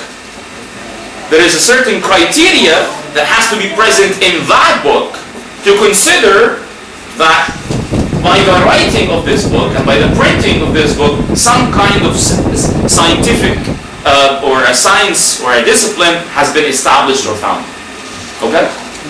Any questions about what we have discussed today? Questions, concerns, worries, anything that was not clear? Go ahead, please. So, regarding the level of knowledge. Okay. Does it explain or describe about the knowledge itself, or does it describe about the communicability of the knowledge? The communicability, like communication people communicate the knowledge. Yeah, exactly. See, the first two levels, which is the existence of knowledge in the physical realm and the existence of knowledge in the mental realm. So far, there is no human-to-human communication. Okay? But one can claim there is a divine-to-human communication. You understand? That perhaps Allah subhanahu wa ta'ala is not only communicating through revelations, He's also communicating with His creation through other creations. You understand? And that's why in Sufism you have this idea of ishara, or a remark. When something happens, the occurrences or circumstances and the correlations between them for Sufis sometimes have certain divine indications. That perhaps Allah subhanahu wa ta'ala has created this circumstance to tell me that. You understand? What is the divine trying to communicate to me through fate, through destiny? You get the point? So there is kind of communication there, but it's divine to the creation. And then the second, the third, and the fourth levels, we move from the divine to the creation to the human-to-human communication about knowledge. So you're correct. You're very much correct. And then it's a very interesting remark, and ishara as well. Okay. Go ahead. You spoke about the soul being abstract. Can we liken that abstractivity to Allah? To God, to Allah? Can we look at the abstract reality of the soul? Okay. And liken it to Allah in a sense? Not to liken it. Sorry. Not to liken it to. But what you're trying to say is, see, Allah subhanahu wa ta'ala, as we mentioned, Allah subhanahu wa ta'ala is not attributed by physical reality. and anything of the attributes or traits or characteristics of the physical realities is automatically denied and not present and not ascribed to Allah subhanahu wa ta'ala. So if you're saying that Allah subhanahu wa ta'ala has an abstract existence and the soul has an abstract existence, there is what you're trying to do is you're trying to say that there is a similarity. This similarity that you're trying to say, it's not on the ontological level. You understand? Because there are two different levels of existence. One level is qadim, not bound by time, and the other level is bound by time. One is not it does not involve change, and the other involves change. So on the ontological levels, of course, they're very distinct. But perhaps we can consider the soul is one of the ways that the attributes of Allah subhanahu wa ta'ala are being translated in His creation. For example, Allah subhanahu wa ta'ala is attributed or described as an abstract being. In other words, it's not physical, and subhanahu wa ta'ala is not bound by time. The reflection of this attribute of Allah subhanahu wa ta'ala in the creation of His is found in something like the soul. Okay? The attribute of design. Okay? And creating things in the best form. You would find that in the design of the universe, for example. So every attribute, if you mean that the similarity is because every attribute of Allah subhanahu wa ta'ala has some kind of a physical representation or a reflection, is being reflected on the physical reality or the contingent reality, you could say that. You could do such a thing. Okay, there's this wa alaykum salam.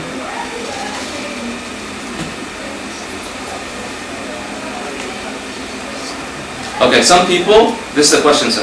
Some people, they have some thoughts, but are unable to describe them verbally or by writing. So does the problem lies on disorganized thoughts or unclear thoughts? So what is your tips on a person having this problem? What is the solution? Actually, the problem, this is a problem of language, not a problem of thought primarily. See, there is a relationship between language and thought. Thought occurs in language, or occurs by language. When you think about something, how do you do it? How do you think about something? No, before you express it verbally. Pictures. When you think about something in your mind, you use words, right?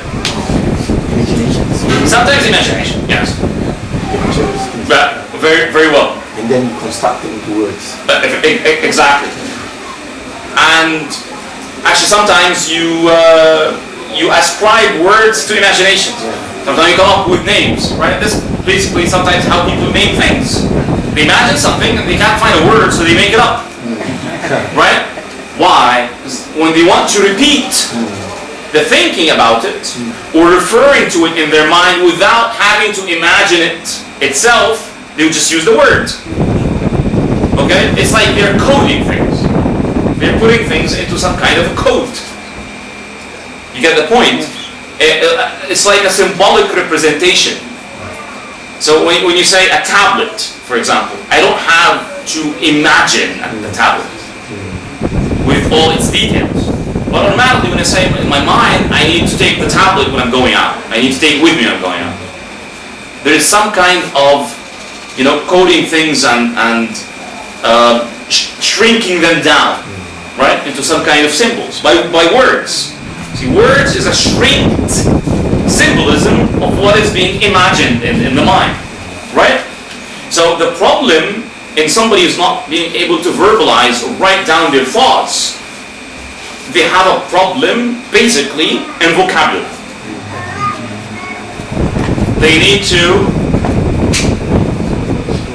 connect the symbols with their representations in the mind. The symbols here meaning words, terms that symbolize or represent or resemble an imagination.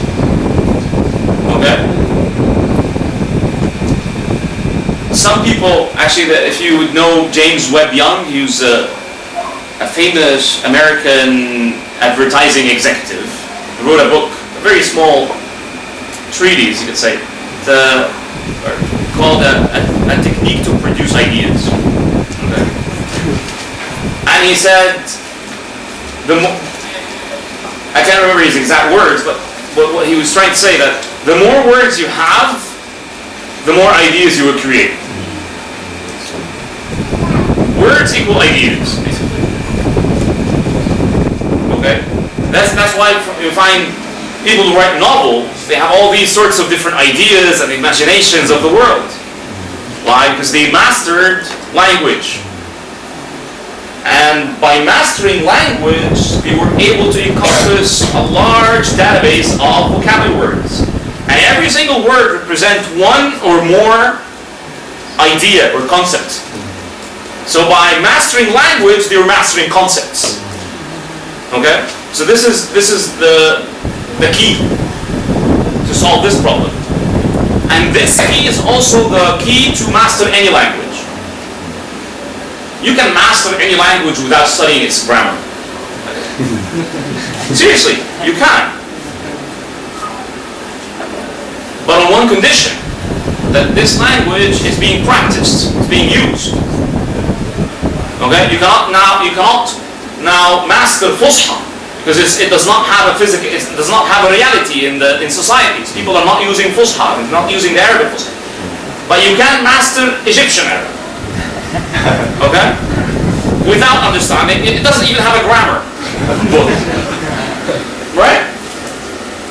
See, kids, they master language without studying grammar. What they do is they use their mental capacity to classify things, by the way, to synthesize and analyze the patterns that are existent in the talk of the parents, and then it emerges the reality of using grammar in the infant articulation. When they start talking, you know, at the age of 3, for example, you start finding the kids coming up with their own mix and blends of grammatical structures. Okay? For the past 3 years, what they have been doing, they have been hearing different patterns. And then all of a sudden, you find them talking in their own patterns. Okay? So, but they did not do this through a book. And they don't ask you about the patterns, and you don't explain to them the patterns either. What do you do with kids? You name items. That's all they needed. Name items. What is this? A cup. What is this? A cup. You'll be doing that very soon, inshallah. and they double check. What is this? And I tell my son, this is a cup. Okay. What is that? It's a cup. And they ask a couple more times, because he is doing what is, recording. And then he would not ask you again. He wants to make sure that, double checking that maybe you named it something else.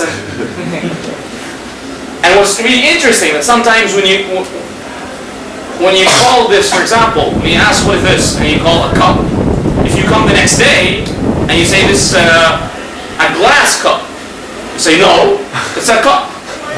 I'm saying yes, but it's made out of glass, so you can say glass cup. No, it's a cup. All right, they start mistrusting your. So in other words, coming back to this question. The kids, we don't require them to study grammar. They grasp the grammar by itself. But all they need is the naming. Okay? So same thing. And by doing this naming, by the way, we help them after that to speak. If you want to study any language, if you have vocabulary, you can let anyone understand what you're saying. At least you understand the subject. If you understand how to use the present, past, and past participle in English, but you cannot name a place How would that help you? You can like, I go. Yes, you go where? Or you can say it in a better way, I need to go. Yes, where do you need to go? I need to go to.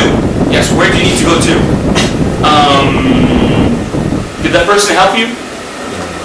The person can't help you. You made a correct sentence. I need to go to the airport, but you don't know what the airport, how to say airport in English. So if you say I need to go to, 100 times, the person cannot help you. But if you go like, me go airport. Okay? But you're gonna take a cab from here, you take this bus, number da-da-da, it will take you to the airport. I need to go to is correct grammatically, but does not help. Me go airport, it works. Like a charm. Seriously. Okay? You go to an Egyptian, أنا عايز أروح. He would say, me too.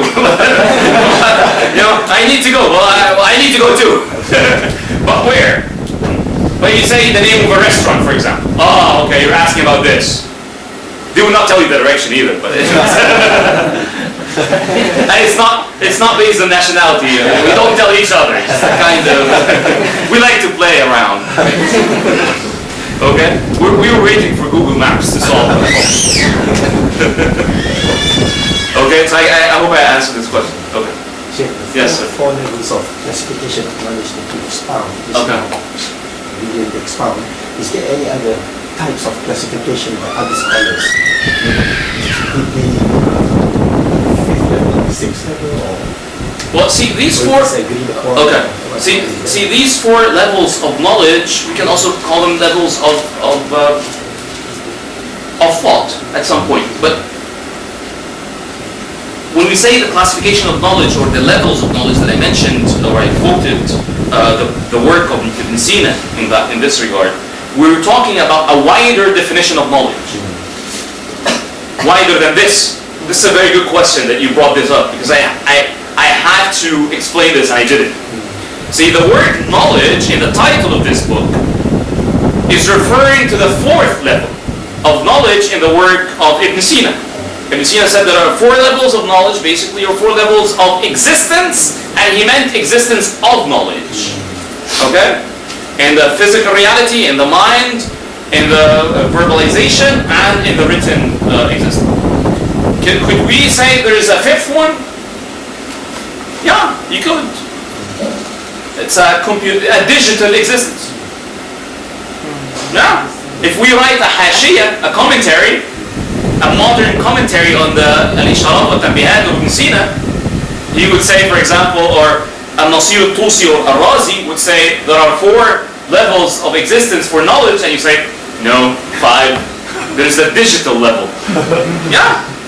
Because at some point, knowledge now became existent in digitized form.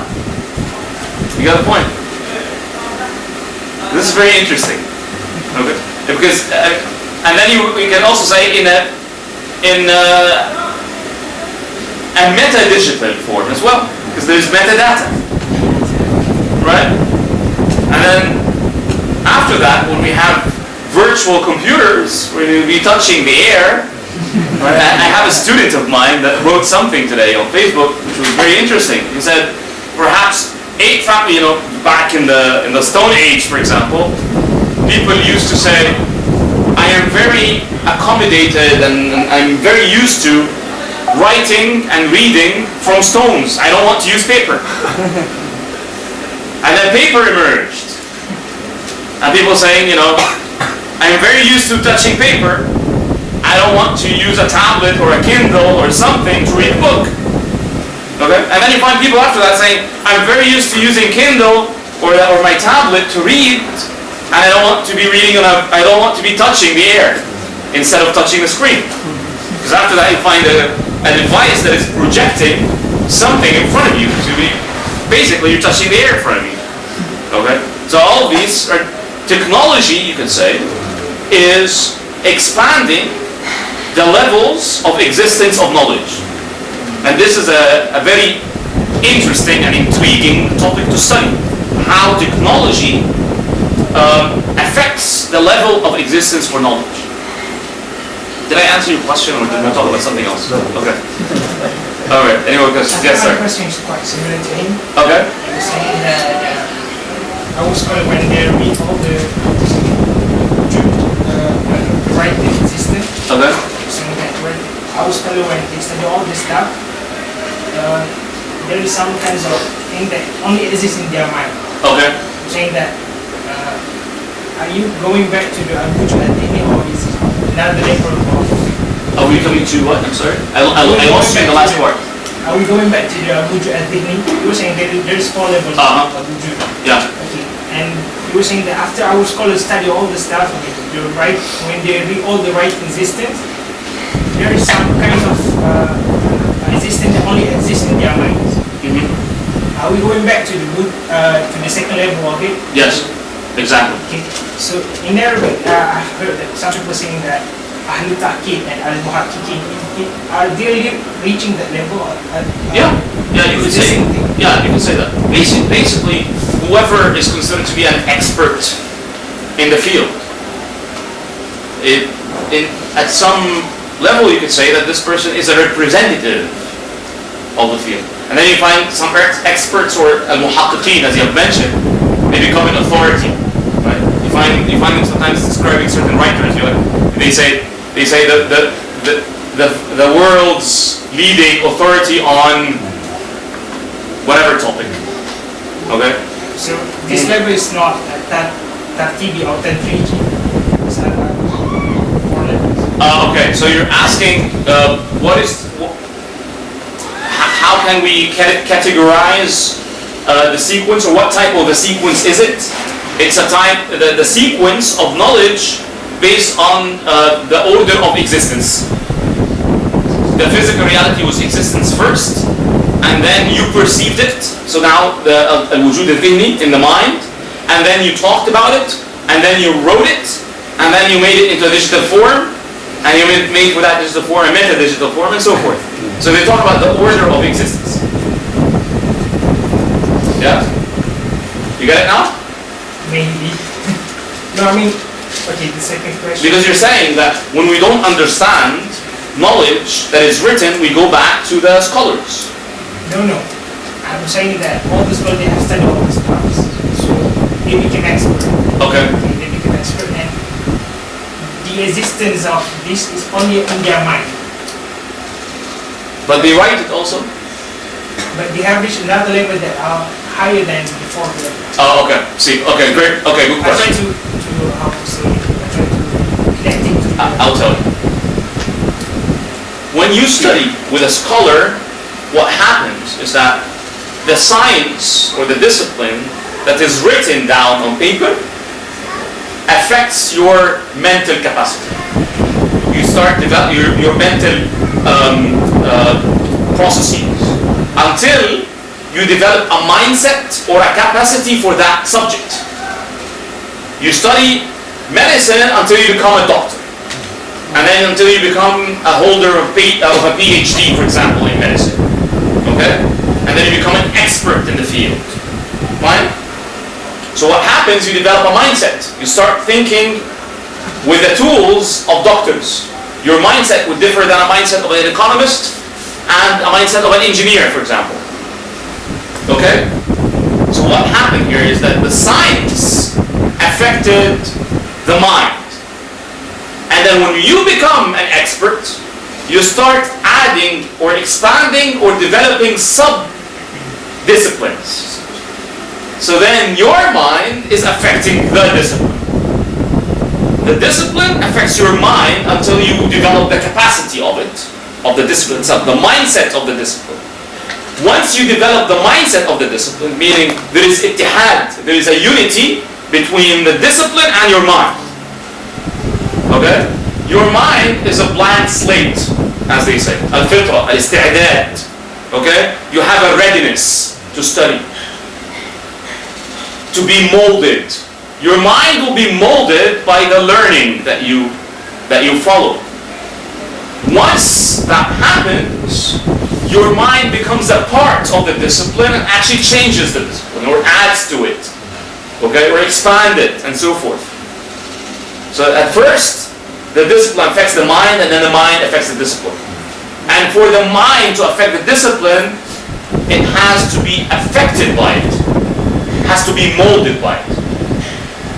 Otherwise, you cannot communicate with the discipline. You understand what I'm trying to reach?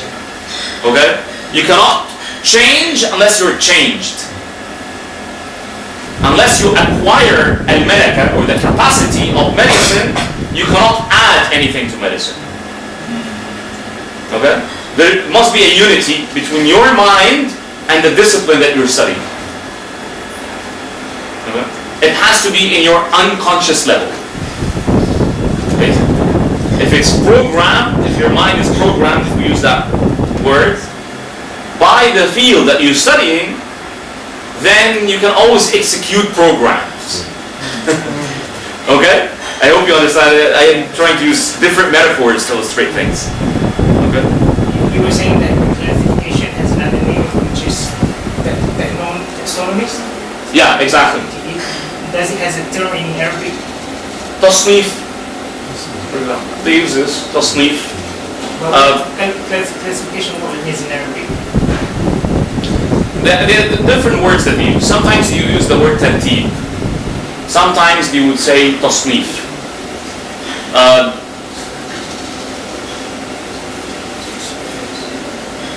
Sometimes you would say anwa', for example, which is types. Yeah, they would say taqsim, for example, which is breaking down or categorizing. So they have different words to talk about this. Okay. Any other questions? The writing existed in Arabic. Go ahead. The writing existed. You mean the fourth level, right? What does it mean in Arabic? الوجود الكتابي or الوجود المكتوب. You could say الكتابي. Sometimes you say الوجود المرقوم, because رقم means to write down.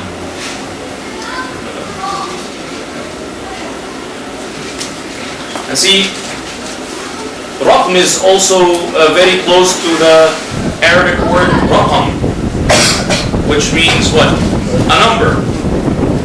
But then when you find in the modern Arabic, they will talk about the digital things, al-raqami.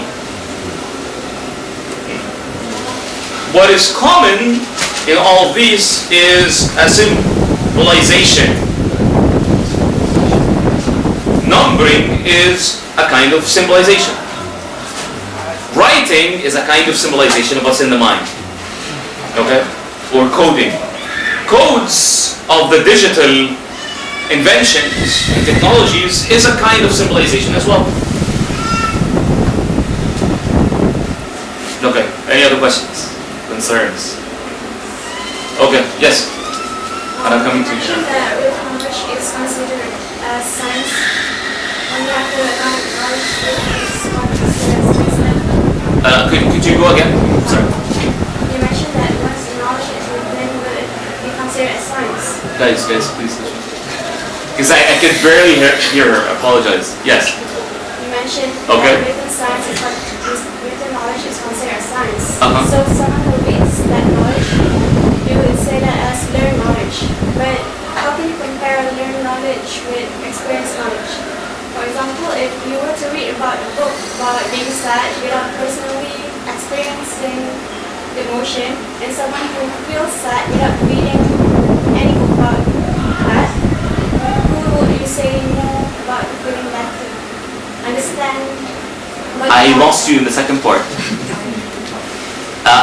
I understood until the experts and somebody who's reading from books is considered to be studying, and then I lost you after you mentioned the experts.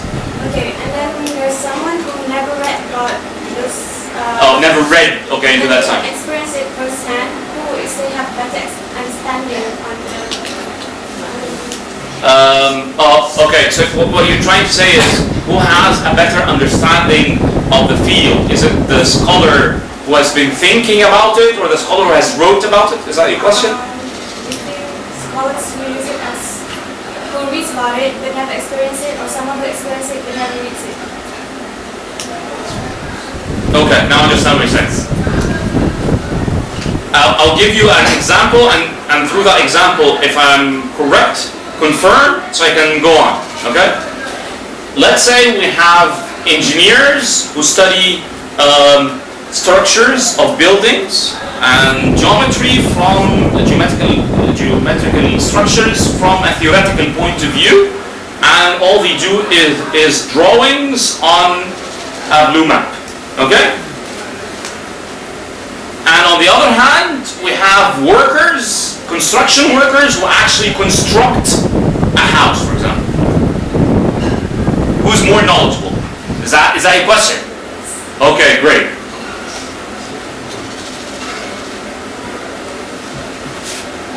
See, both of them represent two different things. We can easily say straight out that the engineers who study engineering are better in the discipline, in the study, in the science. And the workers, or the construction workers, are automatically, without a doubt, they are better into the practical aspect. Sometimes they differ. Okay? And I have been reading this, but I cannot quote to you who's the author because I can't remember the name. I was reading this 2 days ago. A book that was printed recently with a title called Fiqh al-Umran. And this, if I'm not, I can bring you the name of the author next time. I can be Fathi Gharib or something.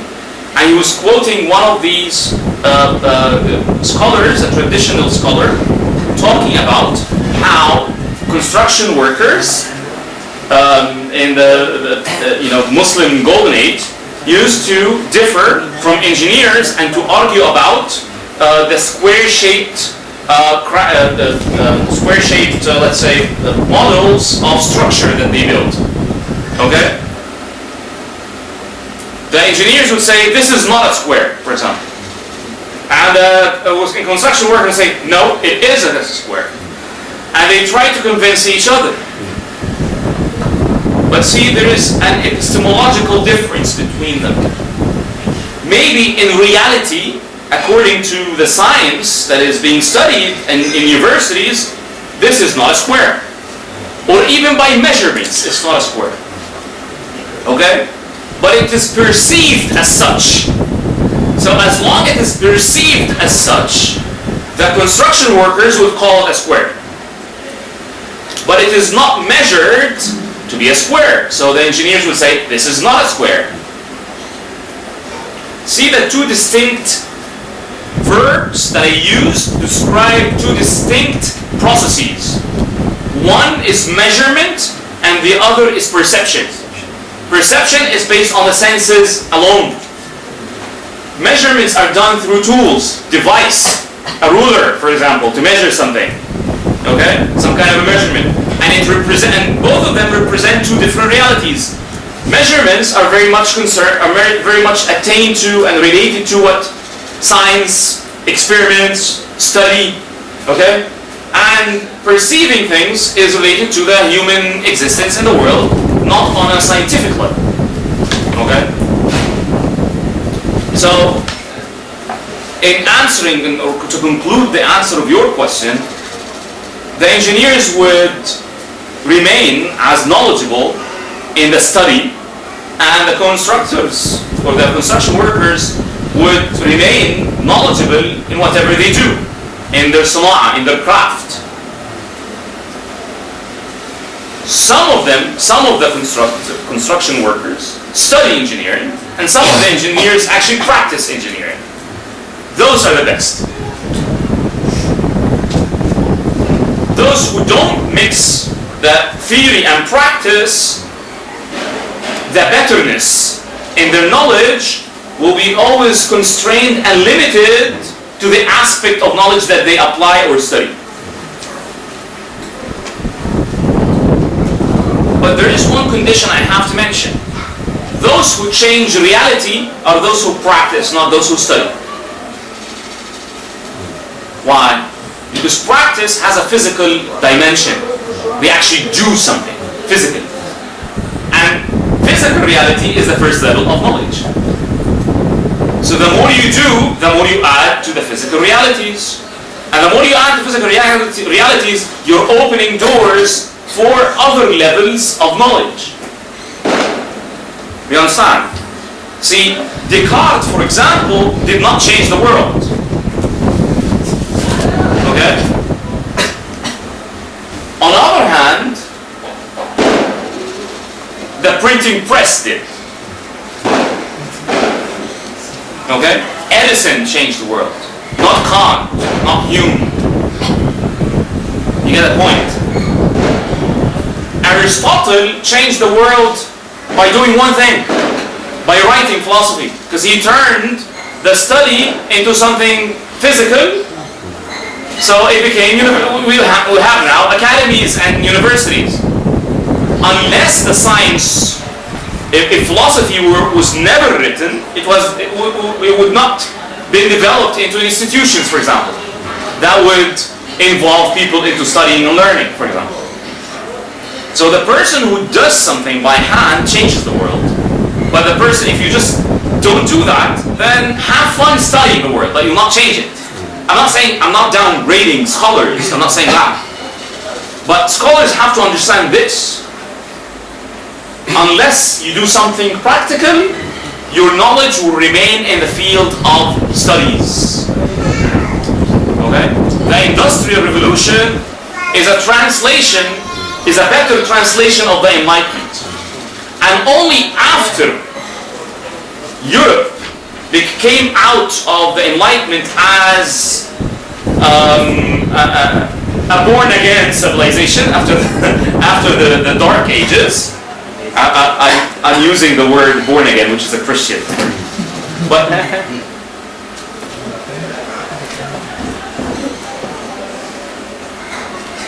But unless I cannot leave the picture of the Quran in the folder. May Allah have grant us the blessings of him in our sessions. So only the Industrial Revolution can be a true translation of the Enlightenment. Even though during the Enlightenment period there were philosophical works. But the significance of these works only came about when they flourished economically, when they flourished technologically, when they flourished politically. When people have their basic needs, they start thinking about things like knowledge and studying and reflection and things of that sort. If the basic needs are not met, people will not listen to you.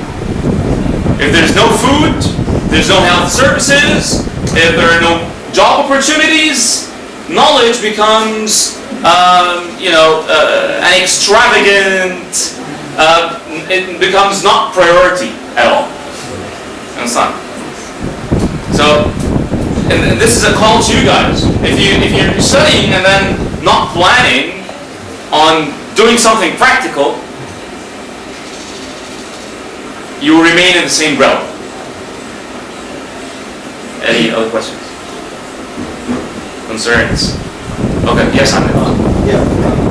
So regarding the level of knowledge, as we go down, like from the first to the last one, I think it seems like there are more constraints to the knowledge or to acquiring knowledge, and there are less mediums to better understand the knowledge, right? Okay. Yes, yeah.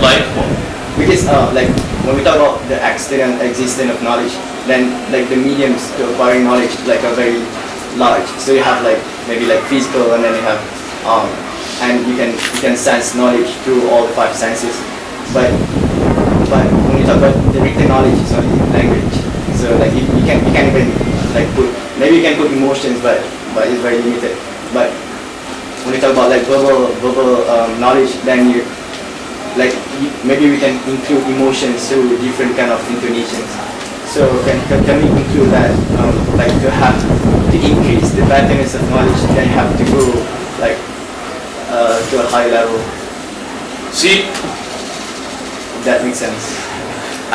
What I grasp is that you're kind of critiquing this idea of the moving up to a higher cause. Is that your question? Yeah. I mean, yeah. And I don't understand the aspect of the critique. Like, what is? Now I'm saying like when we go down the level of knowledge, then there are more constraints to acquiring knowledge. Constraints. Yeah, constraints. Okay. And like the mediums of acquiring knowledge would might decrease. So like written existence of knowledge can only be seen through words, right? Language.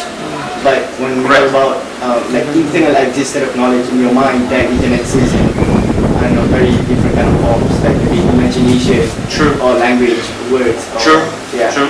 So what I'm saying is, can we say that like to increase the vastness of knowledge or to increase our understanding of knowledge, then we have to go up higher, like higher in the level of knowledge. Yes. Yeah. Yes. Exactly. Well, see, this is what I have said in answering his question. You would not add to knowledge unless knowledge becomes part of you. And when you say knowledge becomes part of you, then there is a unity between yourself and the knowledge. So there's a physical unity. Yeah. You understand? We can even do the claim that when you study a certain science, it can have certain physical consequences or ramifications or consequences on or effects on your physical entity. The brain, for example. You know, a person could say that. You know, they're doing studies now that when you read a book, after reading a novel, for example, the physical and the chemical, we can say, relationships, especially between the neurons in the brain, they develop neural networks, and the brain is affected on the physical level by reading novels, for example. So if you become perhaps if one do the study, study the brains through MRI technologies and scans, and we study brains of experts, perhaps they have a different shape. Not necessarily shape as it would be a square or something. I don't mean that. Because somebody might understand shape. No, I mean physical shape. In physical shape, we're talking about microscopic levels. Okay? Or even beyond that. So yes, in answering your question, you go from the written up to the verbal. How do you go from the written to the verbal? You read the book with a scholar, so you start verbalizing and discussing the book with a scholar. And then you start acquiring knowledge into the mind. And after the precipitation and the accumulation of this process, you develop the brains for it. Okay? And when you develop the brains for it, now knowledge or the discipline or the science became a physical existence represented in yourself. And then you go back again. You use that physical existence to start thinking with your mind to develop new ideas and new inventions in this field. And then you start talking about it with your colleagues who are experts. And then you write down a research paper and people celebrate it. Okay? And then you become the expert and you have a student and you walk him through that ladder to come down again. And it goes back and forth. It cycles. Excellent question. Okay. Any more questions? Okay. Jazakumullah khairan. And then we'll be seeing you inshallah next Friday. Yeah, same timing? Okay. Same time inshallah.